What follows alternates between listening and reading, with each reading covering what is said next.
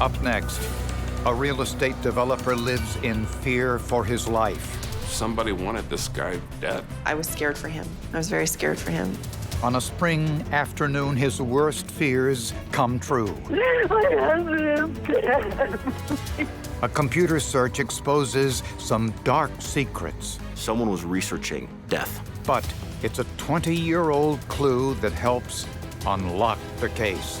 Are you kidding? You found a bullet that had been fired in 1989?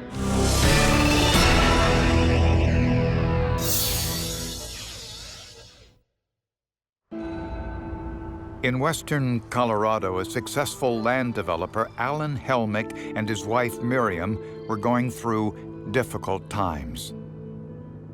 Professionally, Alan's real estate ventures weren't what they once were. On a personal level, someone had recently tried to take Alan's life. While Alan is waiting for Miriam, he notices smoke coming out the back end of his car. It was right in the middle of a parking lot in broad daylight. Apparently, someone had placed a lit fuse in the gas tank. Fortunately, Alan saw the smoke and got out in time. For whatever reason, the conditions weren't right for an explosion. The car did not explode. Unfortunately, the parking lot had no surveillance cameras, so it was impossible to tell who had planted the device. Do you know anyone that would have a problem with you? There are two people that have had a problem with me. Okay, who are those two people? Or two entities. One was the state bank, and the president, the vice president. They were trying to accuse me of an illegal loan, which I didn't make, they made. I had the sense, and I think the investigators had the sense, that this was going to be a drawn-out deal. Did a business deal go bad? There was some sales of some properties that involved various people. Were one of those people angry and took it out on Alan in a different way, maybe because they lost money? 6 weeks later, Alan missed a scheduled lunch date with his wife. When Miriam drove home, she found him on the floor of his office. My husband is dead. What's the problem? Tell me exactly what happened. He was on the floor. It looks like somebody came in and robbed us. When police and paramedics arrived, they pronounced Alan Helmick dead at the scene. He'd been shot once in the back of his head. A shell casing from a .25 caliber handgun was next to the body. Suicide was immediately eliminated, no weapon present, and the location of where the injury was not feasible to be suicide. Alan's son-in-law learned of the murder when he arrived at the scene.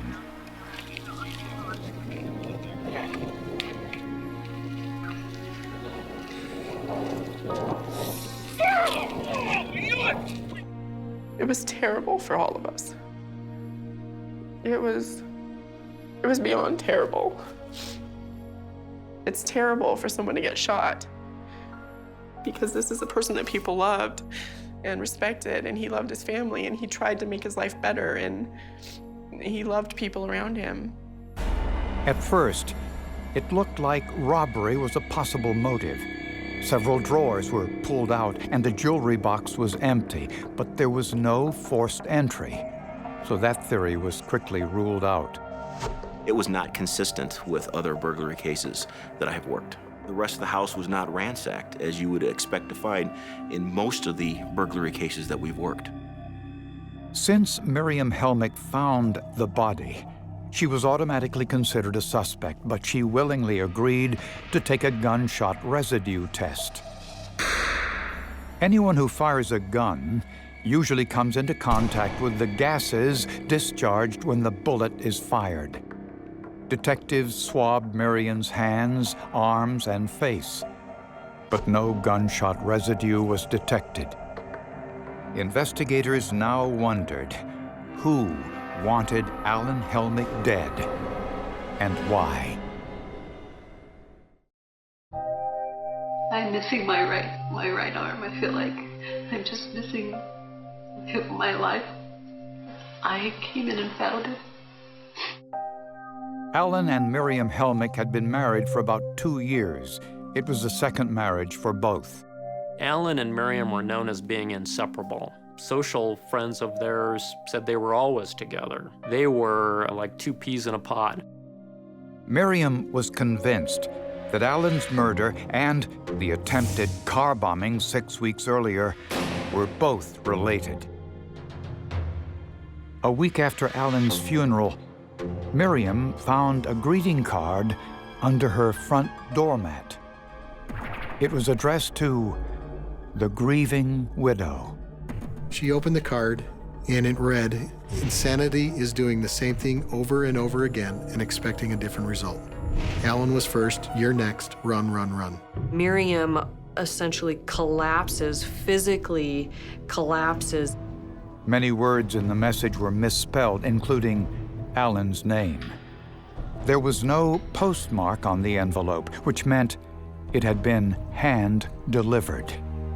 Miriam is frantic about this. She is convinced that the killer is now out to get her. The simple block lettering made handwriting analysis impossible. There were no fingerprints on the envelope or the letter. The envelope wasn't sealed, so there was no saliva on the envelope flap and no DNA to recover. And the barcode on the back of the card was missing. It had been cut out, and as if somebody knew we might want to try to trace that greeting card and find out where it came from.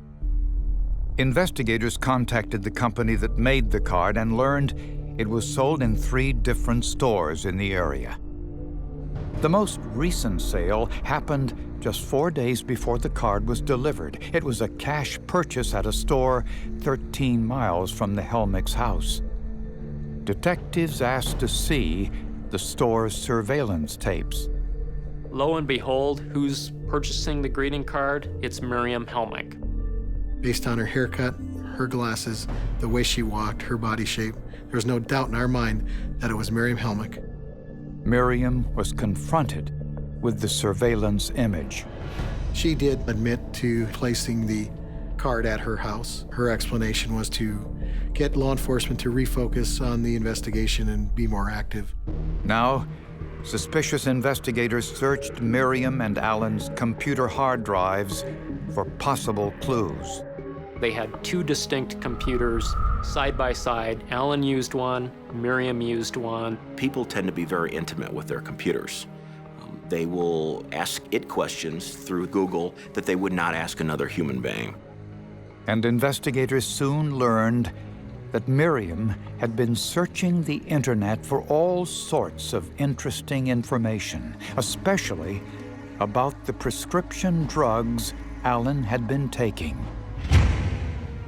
I recovered approximately 180 online medical searches for things such as Viagra overdose, Ambien overdose, lisinopril overdose, a combination of those 3 drugs mixed together, pain-killing overdoses.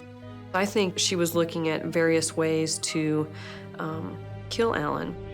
Investigators also learned Miriam would benefit handsomely as a result of Alan's death. Alan's real estate holdings were worth millions. Yes, the oldest motive in the world. There was only one problem. Investigators had no proof Miriam shot and killed her husband. Investigators now believed that Alan Helmick might have been murdered not by an angry business associate, but by his second wife, Miriam. When police checked her background, they discovered something suspicious. 6 years earlier, Miriam's first husband, Jack Giles, shot himself to death while he was sleeping next to her. Anytime you hear that a woman has more than one husband die of a gunshot wound to the head, you get concerned. And Colorado investigators soon discovered something odd about this suicide. For one thing, it was Miriam's half-brother, a local policeman, who was first on the scene and declared the death a suicide. This despite the fact Jack Giles apparently killed himself with his right hand. Jack couldn't do anything with his right hand. He was a complete lefty, and yet he would choose to shoot himself, kill himself with his offhand, his right hand. That didn't make sense to us. Also strange was Miriam's explanation as to why Jack committed suicide. She said, yes, he was very depressed because of her daughter, Amy, who had supposedly overdosed. Miriam changed that story when she told it to me quite a few times. It was overdose once, and one time it was some sort of physical ailment. Records showed Miriam was the beneficiary of Jack Giles' $100,000 life insurance policy. She apparently gets some insurance settlement and very quickly is back living the life. While trying to solve the murder of Miriam's second husband, Alan Helmick, investigators found a series of checks totaling $40,000 made out to Miriam. The checks were signed by Alan. But now, police weren't so sure. We believe there were a lot more checks that she probably forged, but we tried to limit them to the checks that we thought we had the best evidence on. Forensic document examiners determined 10 checks were forgeries, although it was impossible to say conclusively that Miriam was the forger. Police now believed that the attempted bombing of Alan's car was Miriam's work. She was conveniently away from the car inside the store when Alan found the lighted wick sticking out of his gas tank. To investigators, it reminded them of the car bombing scene in the hit film, No Country for Old Men.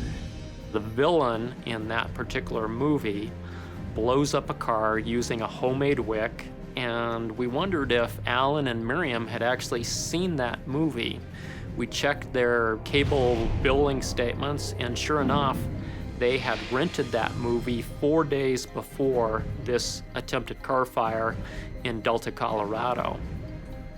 Police had a wealth of circumstantial evidence. The surveillance image in the card store, the check forgeries, the attempted car bombing, and the computer searches. There are so many components. And if you look at the totality of all the components, it's very clear what happened in this case. The only thing they didn't have was the murder weapon, a .25 caliber handgun. Alan's daughter told police her father did own a .25 caliber gun that was a family heirloom. My little sister, Christy, recalled seeing the gun that they believed was used in the murder in my father's dresser drawer under the socks. She was putting away laundry for him. That gun was now missing from the home's inventory. It would have pointed the finger at Miriam Helmick, the person who would have had access to it and easy access to it. The gift that kept on giving. Every time you thought you knew everything, something else would come up with her. And investigators learned something more.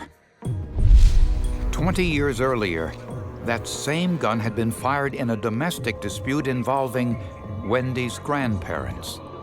My grandfather went a little crazy and tried to shoot my grandmother in their front lawn one day. A neighbor saw what was happening and intervened.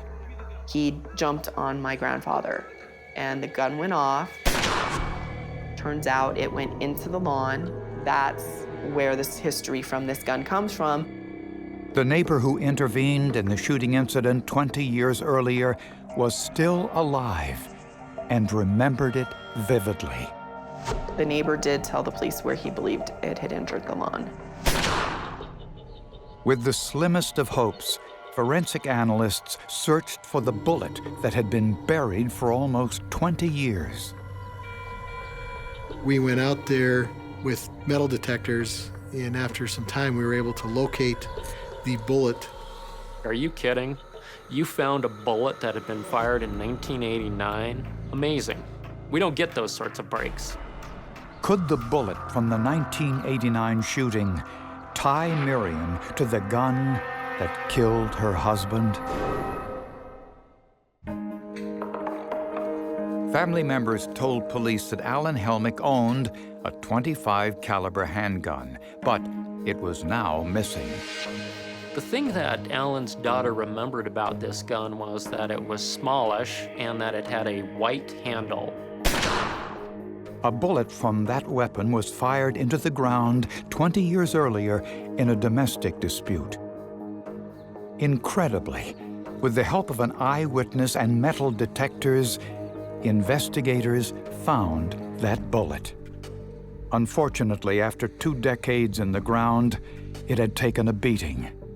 The bullet was badly corroded and weathered, and it bore marks that are consistent with damage caused by striking sand or small stone particles.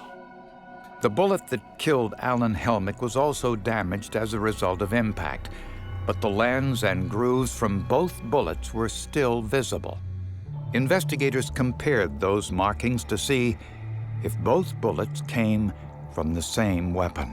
I was able to determine that the bullet recovered from the yard corresponded with the bullet from the victim in number of land and groove impressions and their widths. I was able to determine also that the fired bullet from the yard was a right-hand twist. My result was that the 2 bullets could have been fired by the same firearm. The ballistics, along with the circumstantial evidence, was more than enough to charge Miriam Helmick with murder. Prosecutors believe Miriam was systematically stealing money from Alan's business accounts, and that at some point, Alan found out about it. Thinking their relationship was soon to end, prosecutors believe Miriam tried to kill Alan, first by giving him an overdose of his prescription medicines.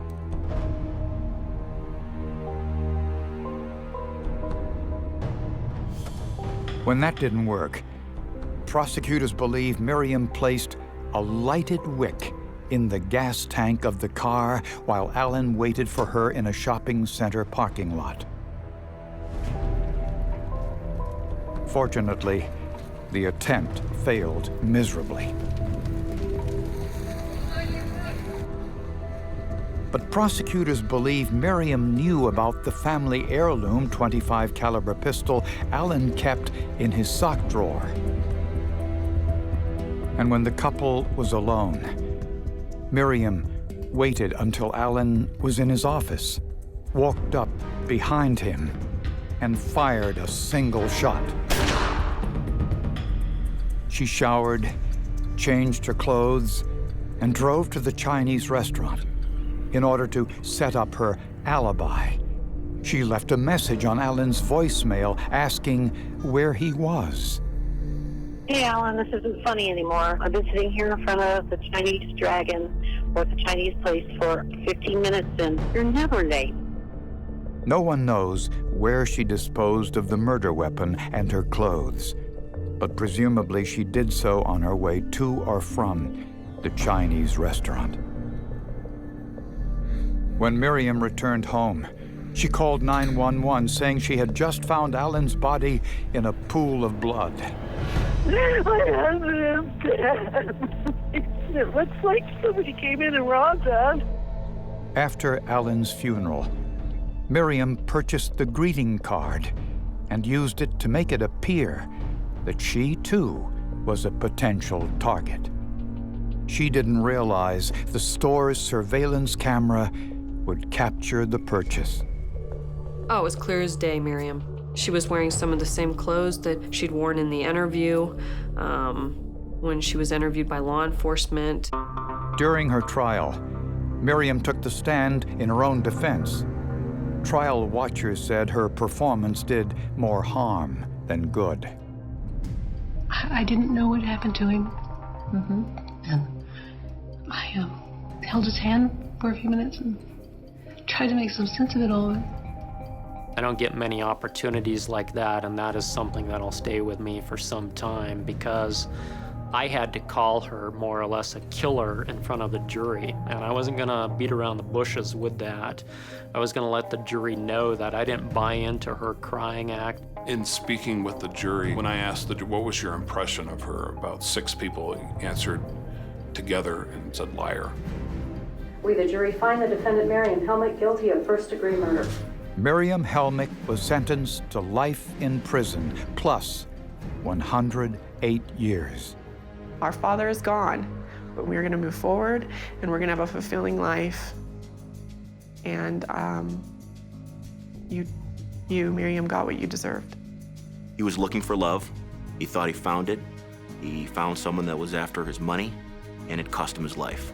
All the unique twists that this case took will be one that will be etched in my memory.